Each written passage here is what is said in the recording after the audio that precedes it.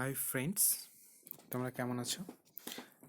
আমরা গত কয়েকদিন ধরে ভিডিওসগুলোতে ইন্ডাস ভ্যালি সিভিলাইজেশনের বিভিন্ন পরিপ্রেক্ষিত, পটভূমিকা, কিভাবে সভ্যতার স্ক্যাভেশন করেছিল আর্কিওলজিক্যাল সার্ভে অফ ইন্ডিয়ার বিভিন্ন প্রত্নতত্ত্ববিদ, সেগুলোকে নিয়ে আমরা আলোচনা করেছিলাম। আজকে সিন্ধু সভ্যতার ভারতীয় যেসব সাইটগুলো রয়েছে, আমরা সেই হাতে গোনা মুষ্টিমেয় কতগুলো সাইট নিয়ে আলোচনা করব। ঠিক আছে, আমরা এগিয়ে যাই।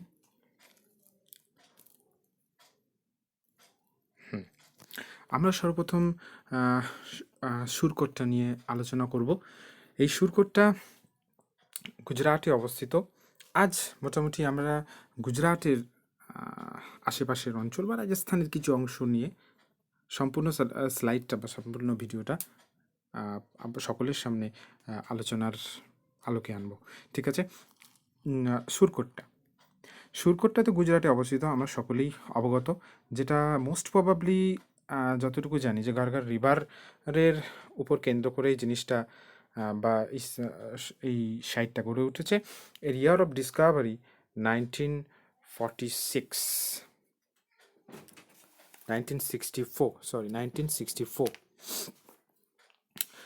Excavator JP Joshi major findings মধ্যে রয়েছে বোনস অফ হাড়। সব থেকে বেশি আসা প্রশ্নের মধ্যে বোন হাড় পাওয়া গেছে, হর্সের হাড়।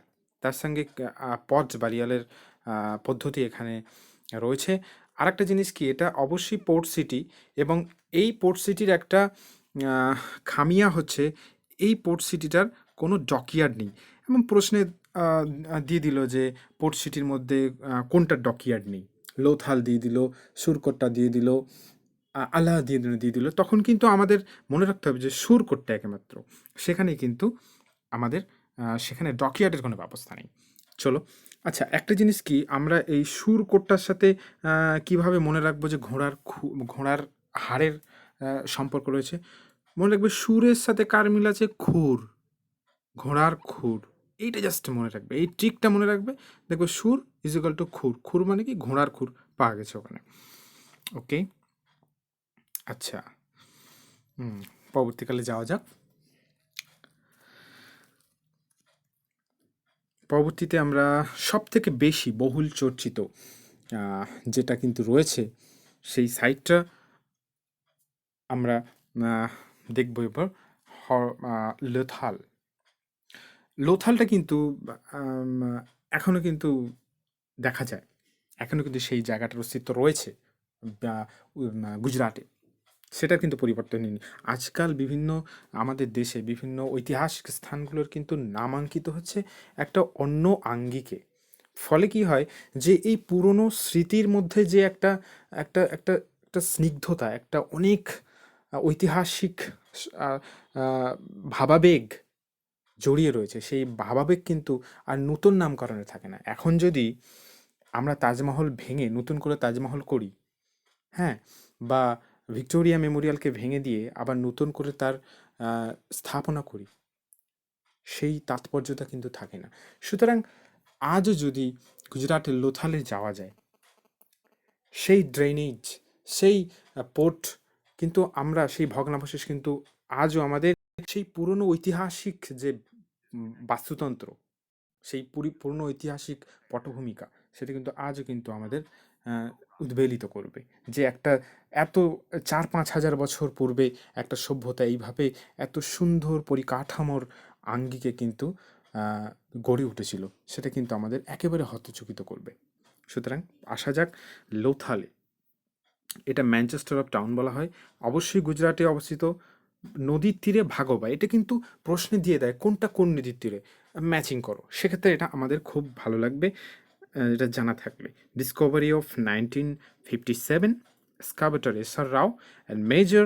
আমি এখানে কিছু কিছু ট্রিক তোমাদের বলবো, সেটা দেখো, একটু জাস্ট মাথায় রাখো, আমি একটু স্লাইডটা আবার নতুন করে দেখছি। দেখো, লোথাল, এটা একটু ট্রিকটা ধরো, একটা ফুটবল আছে এখানে, হ্যাঁ, এখানে একটা প্লেয়ার আছে, সে ফুটবলে লাথি মেরে, এটা একটা ধরো রো, এই রোয়ের মধ্যে ফুটবলকে ঢুকিয়ে দিল। তাহলে লোথাল কি? লাথি, ঠিক আছে। আর হচ্ছে ফুটবলটা ভেগে গিয়ে রোতে ঢুকে গেল, তাহলে কি? ভাগোবা, ভাগোবা নদীর তীরে। আর রো মানে রাও। তাহলে এই তিনটে জিনিস মনে রাখবে। লাথি মেরে ফুটবলকে রোয়ের মধ্যে ঢুকিয়ে দিল, সেটা ফুটবলটা কি ভেগে গিয়ে, হ্যাঁ, রোয়ের মধ্যে ঢুকে গেল। তাহলে ভাগোবা আর এসআর রাও, এটা অনেক জায়গায় কনফিউশন হয়, কারণ দেখা যায় লোথালে কিন্তু আর একজন স্ক্যাবেটর রয়েছে। সেই স্ক্যাবেটর যিনি করেছিলেন, সেখানে আরেকজন স্ক্যাবেটর রয়েছে। জেপি যোশীর নামও অনেক সময় উঠে আসে, বিস্টন নামে উঠে আসে। সেক্ষেত্রে আমাদের মনে রাখতে হবে যে মানে এসআর রাও কিন্তু ওই স্ক্যাবেশনের এক অনবদ্য ভূমিকা পালন করেছিলেন। আরেকটা জিনিস আমি একটু বলবো, যেহেতু এই লোথালটা আরব সাগরের কোলে অবস্থিত, আরব সাগরের ফলে কি হয়, ডকইয়ার্ড থাকবে, ডকইয়ার্ড থাকবে, ডকইয়ার্ড থাকবে, আর থাকবে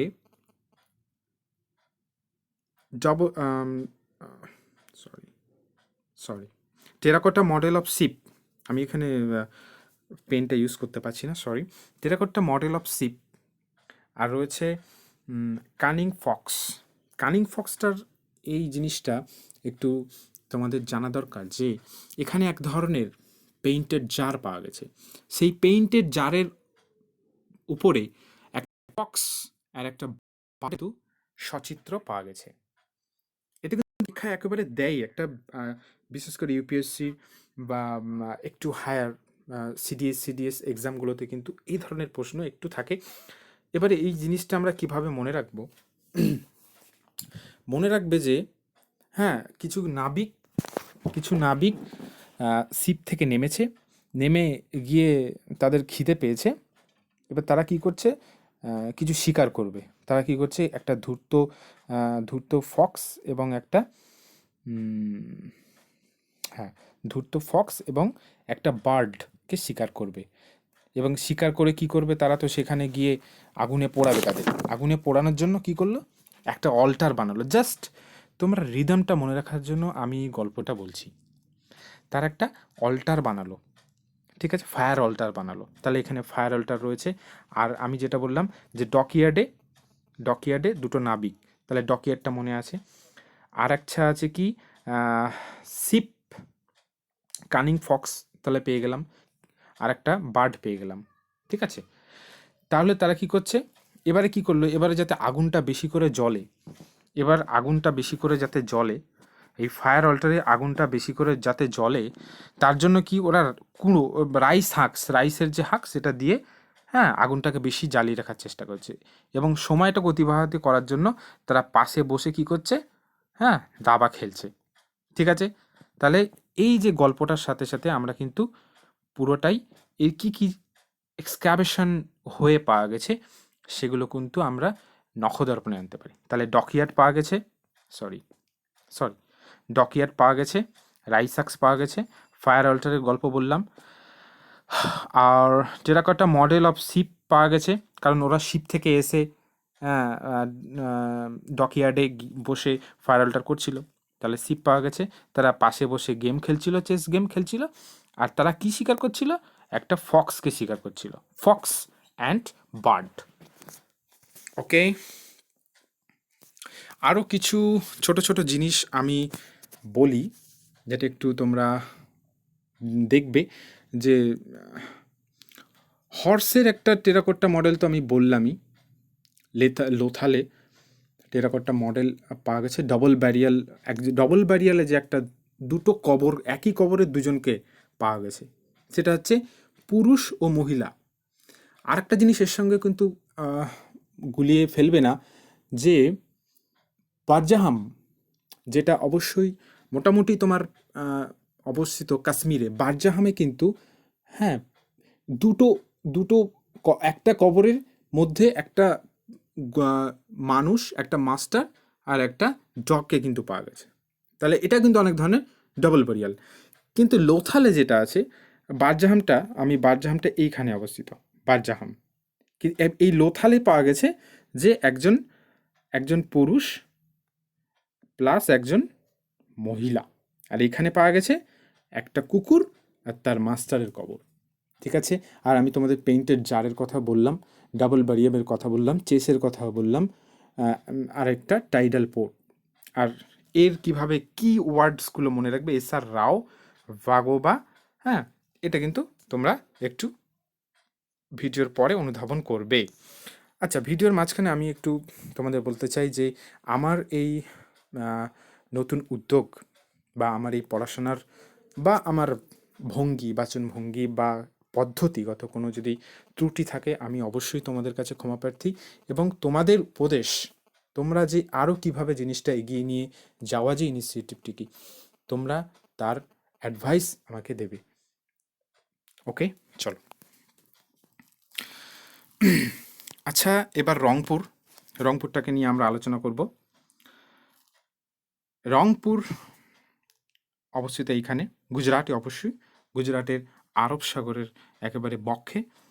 গুজরাট, রিভার হচ্ছে ভাদুর, ইয়ার অফ 1931, স্ক্যাবেস নেম এস ভাট, আর মেজর ফাইন্ডিং হচ্ছে রাইসাক্স। এটা সব থেকে বেশি প্রশ্ন, এটা দিয়ে দেয় যে রাইসাক্সটা কোথায় আছে। রাইসাক্সটা যেহেতু লোথাল অ্যান্ড রংপুর তুলনামূলকভাবে সেম জায়গায়, মোটামুটি 100-150 কিলোমিটার এরকম ডিফারেন্স হবে একই জায়গায়।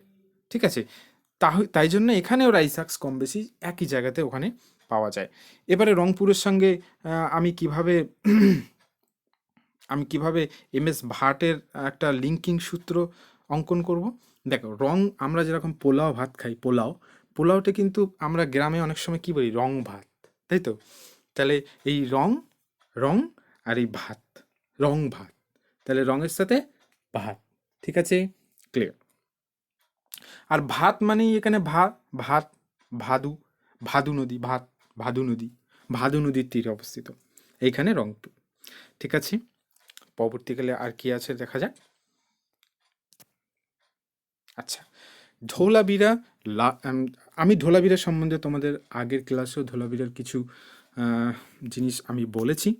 অবশ্যই এটা গুজরাটের কচ্ছ রিজিয়নে অবস্থিত, এবং মোটামুটি এই রিজিয়ন থেকে, এই অঞ্চলগুলোতে থেকে হরপ্পা সভ্যতার সর্বাধিক পরিমাণ বাণিজ্য, বিশেষ করে লোথাল, ধোলাবিরা, সুরকোট্টা, রংপুর, এই বন্দর থেকে কিন্তু মেসোপটেমিয়া, সুমের, এইসব অঞ্চলে কিন্তু বাণিজ্য চলতো। হ্যাঁ, ঠিক আছে, আমরা বাণিজ্যের ভিডিওগুলোকে আমরা তোমাদের রিকোয়েস্টে, যদি তোমরা রিকোয়েস্ট করো, তাহলে কীভাবে বাণিজ্যগুলি হতো বা কোন পথে, সেগুলো আমরা কিন্তু আলোচনার আলোকে নিয়ে আসব। ঠিক আছে, এই নদীর তীরে হচ্ছে অবশ্যই লুনি নদীর তীরে অবস্থিত। Year of discovery 1990, excavator Bisht and Joshi. আচ্ছা, মেজর ফাইন্ডিং, হ্যাঁ, ওয়াটার রিজার্ভার, যে এইটা কিন্তু সর্বাধিক আসে প্রশ্ন এইখান থেকে কিন্তু দেয় যে কোনখানে ওয়াটার রিজার্ভার রয়েছে, সেটা কিন্তু দেয়। ওকে, আচ্ছা, স্টেডিয়াম রয়েছে, আর রয়েছে সাইট ডিভাইড ইন্টু 3 পার্টস। আচ্ছা, ড্যাম, এনব্যাঙ্কমেন্ট। একটা জিনিস মনে রাখবে যে ধোলাবিরের চারিদিকে একটা, ওখানকার যে ইটের পাঁচিল দিয়ে কিন্তু সেই সময় একটা ডিভাইডেড করা বা ঘেরা ছিল। ওয়াটার হারনেস যদি বলে, বা ওয়াটার রিজার্ভার যে ওয়াটার হারনেস যদি বলে, তাও কিন্তু একই হবে আমাদের। আচ্ছা, আরেকটা জিনিস আমরা জিনিসটা জেনে নেব যে হরপ্পা সভ্যতার 3টে ফেজ, সেই ফেজগুলোকে কিন্তু আমরা একটু অ্যাডভান্স লেভেলে আমরা জানবো, কীভাবে ফেজগুলোকে ম্যাচিউর ফেজ, তার পরবর্তীকালে ফেজ, আগের সেই ফেজগুলো জানবো। কিন্তু একটা যে প্রশ্ন দেয় যে 3টে ফেজই কিন্তু ধোলাবিরে দেখা যায়, এইটা কিন্তু খুব ইম্পর্টেন্ট। 3টে ফেজই কিন্তু ধোলাবিরে দেখা যায়। ওকে, আচ্ছা, ধোলাবিরার সাথে যোশীর কিভাবে কানেক্টেড করব, আমি কিভাবে মনে রাখবো যে এই এক্সকাভেটারের সাথে যোশীর, দেখো, ঢোল পেটা লেগে যারা খুব জোশে আছে, যারা নববর্ষে পিকনিক করছে, তারা খুব জোশে আছে, তারা কি ঢোল পেটাচ্ছে, মনে রাখবে যে যোশী। ওকে, পরবর্তীকালে যাওয়া যাক, পরবর্তী স্লাইডে। আচ্ছা, এইখানে আমরা একটু আলোচনা করব যে ধোলাবিরাতে প্রথম প্রথম কিন্তু এই ধোলাবিরার যে ভগ্নাবশেষ সেটা নোটিস করেছিল হচ্ছে যোশী, যোশী সাহেব, জেপি যোশী। পরবর্তীকালে কিন্তু এর যে সর্বাধিক ম্যাসিভ খনন করেছিলেন কিন্তু আর এস বি, ঠিক আছে, এনার টিম কিন্তু 1990 থেকে 1991 সালে ম্যাসতে কিন্তু এক্সকাভেশনের পর্যায়ে এটা গিয়েছিল এবং ধোলাবিরার যে হার্নেস, ওয়াটার হার্নেস তারা কিন্তু ডিসকভার করেছিল। আচ্ছা, আরও ছোটোখাটো আমি একটু জানিয়ে দিই যে লোথালে লোথালে যে আর্টিফিশিয়াল ব্রিক ডকইয়ার্ড ছিল, লোথালে যে ডকইয়ার্ড ছিল আর্টিফিশিয়াল ব্রিক ডকইয়ার্ড। আর একটা জিনিস মনে রাখবে যে সিন্ধু সভ্যতায় প্রত্যেকটা ইট কিন্তু মাপ কিন্তু সেম ছিল, স্ট্যান্ডার্ডাইজড করা ছিল, ঠিক আছে। এবং এবং লোথালে কি ছিল, ম্যাসিভ ব্রিক রল দিয়ে ঘেরা ছিল পুরো ডকটায়। আর এখানে তো ওয়ার্ল্ডের সব থেকে আগে ধানের চাষের বা এই ধরনের প্রশ্ন আসে যে আর্লিয়েস্ট ধানের চাষ কোথায় হচ্ছে, লোথালের। হ্যাঁ, রাইস শাক সেগুলো তো আমি বলেইছি। আর লোথালে কিছু কিছু জিনিস যেমন ওয়ার্কারের ওয়ার্কাররা ছিল খুব বেশিরভাগ, যেমন metal worker, shell ornaments maker, bed makers, এদের দোকান ছিল মোটামুটি। আচ্ছা, আমরা আমরা সুরকাজেন্দ্র সুরকোটটা তো মোটামুটি পড়েছি। সুরকোটটাতে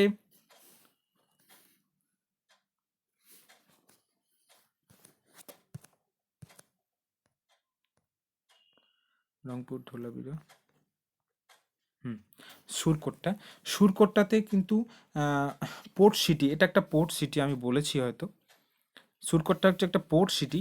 এই পোর্ট সিটিতে হলেও লোথালের মতো অত আধুনিক ছিল না, ঠিক আছে, অত ডকইয়ার্ড ফেসিলিটি ছিল না, কিন্তু হ্যাঁ পোর্টের মাধ্যমে সেখানে সামান যাওয়া আসা কিন্তু হতো। এই ছিল মোটামুটি আজকের ভিডিও। সকল ব্যস্ততার মধ্যেও আমি এটাকে ম্যানেজ করেছি, শুধুমাত্র আমার সহায়তা নয়, আরও একজন আছে, তার যুগ্ম সহায়তায় কিন্তু এই প্রয়াসটা কিন্তু চলছে। তোমাদের কোনো অ্যাডভাইস, মূল্যবান অ্যাডভাইস সেগুলো তোমরা কমেন্ট বক্সে প্রদান করবেন, এবং তা থেকে আমরা এই ইনিশিয়েটিভটিকে কীভাবে আরও অতিরঞ্জিত করা যায়, আরও সকলের সামনে আরও ভালোভাবে পরিবেশন করা যায়, সেই লক্ষ্যে কিন্তু আমরা এগিয়ে যাব। অবশ্যই শেয়ার করবে, ভালো লাগলে অবশ্যই শেয়ার করবে, লাইক করবে, কমেন্ট করবে, এবং আশা করি তোমরা আরও ভালো থাকো। এই সময় খুবই পরীক্ষা খুবই সন্নিকটে, তোমরা পড়াশোনার মধ্য দিয়ে আরও টুকটাক বিশেষ করে MCQ solve, current affairs, descriptives practice করে যাও। এগুলো আশা করি তোমরা অবশ্যই ভালো ফল করবে। আশা করি আজ এই পর্যন্তই, ভালো থেকো।